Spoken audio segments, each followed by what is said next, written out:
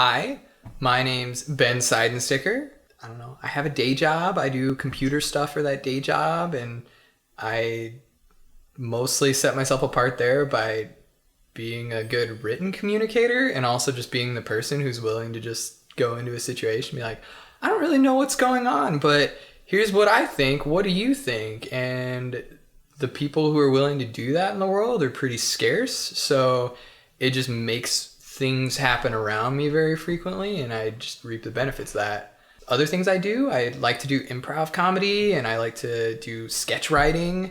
I think writing was just kind of one of my favorite first loves. I read a lot as a kid, a lot as a kid, and probably should have just had more friends, but writing was cool, reading was cool, and if you read often enough, it just kind of overflows into writing. That's why I just conflate the two.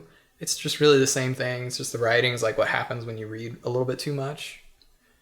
And that's who I am. This isn't just like a thing where people are willing to listen to anything I say. I'm going to answer 10 questions.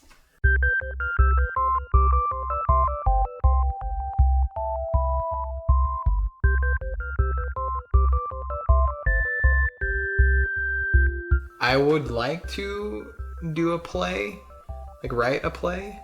I think I'm just too scared. I've written a lot of pieces of one,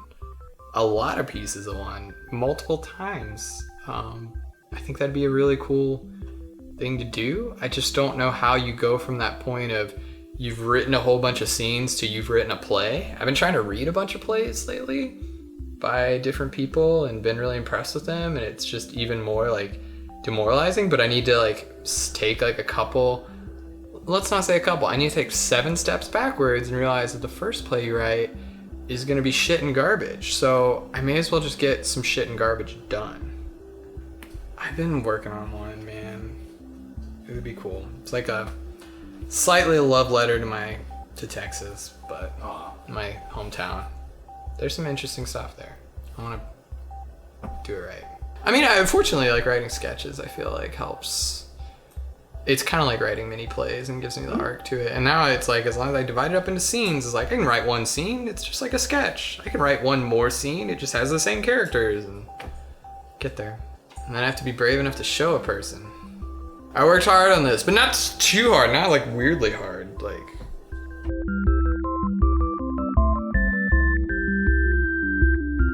I got a couple things here. The first one that comes to mind is toilet lids.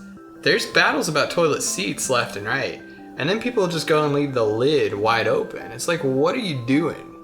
What are you doing? Like, you're just opting into default toilet seat position for yourself. Everybody's doing that, when really we should be changing the whole paradigm.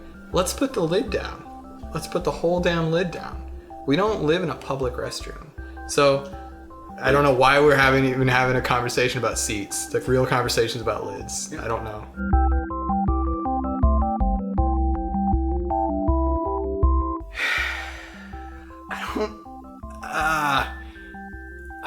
I think indecisiveness would be me turned up to 12. So I think I just did it pretty instinctively there, which I think is the only way you can be yourself instinctively.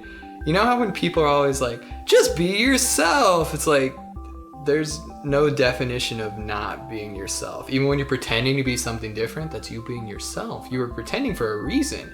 Even if that reason was because someone else told you that was cooler, you read it in a book, you saw it on a superhero movie. Like, if that's why you're living your life that way, that is you being the natural you. There's no unnatural you. People are stupid. Anyway. 12.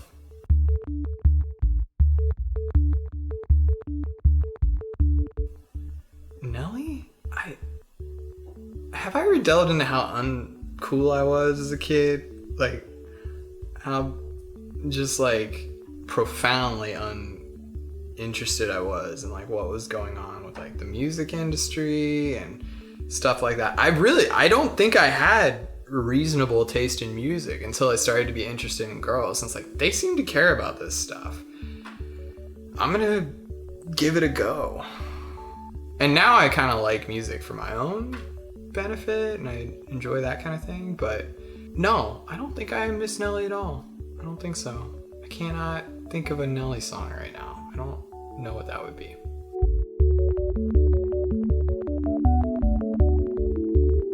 Oh man, I've never had a flask, and the couple times people have let me drink from their flask have been really high pressure situations. So I've really tried to do it right, but I've never had an opportunity to practice, you know? So I'm like, what would be too much? What would be like kind of ridiculously little? And they'll kind of see through the ruse and realize I didn't drink any one bit of it, and then kind of wonder, did you just put your lips on my flask for no reason? I'm willing to share germs with you, but only if you consume some of my alcohol. And if you don't do that, what are we even doing here? Why are you pretending? And why don't you just be a grown-up and get a flask? I'm tired.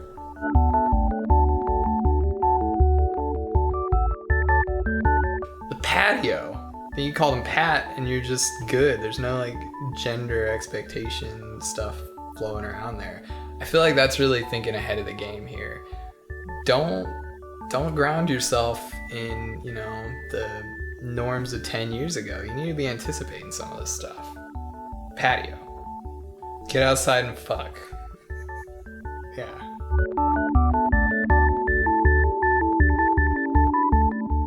The Smush Point is something only relevant to animals or animal-based life. It's the point at which you have to call them smushed. Sometimes they're a little bit pushed or scrunched or kind of like constricted, but at a certain point you have to just be like, that's a smushed puppy. That's the Smush Point.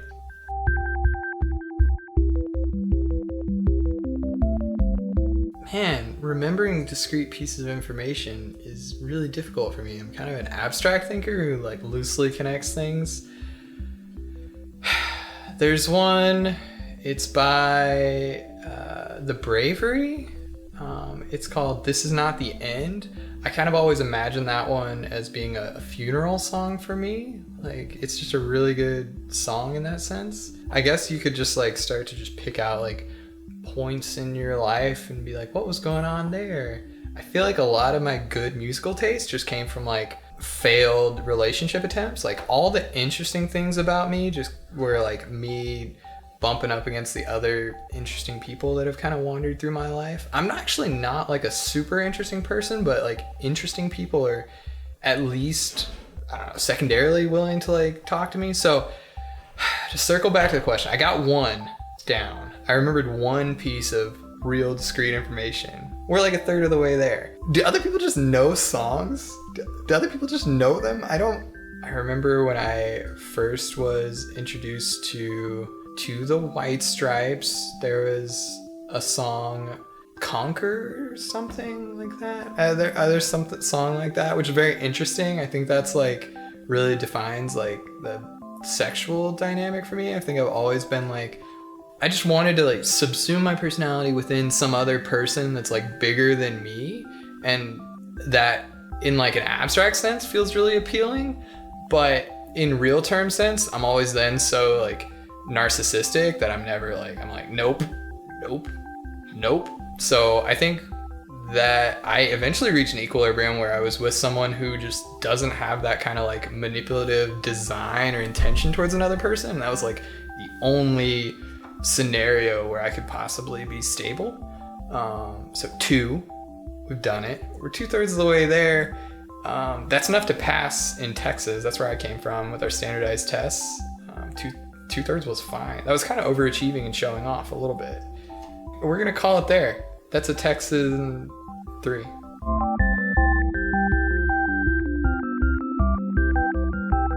Yes. Next question.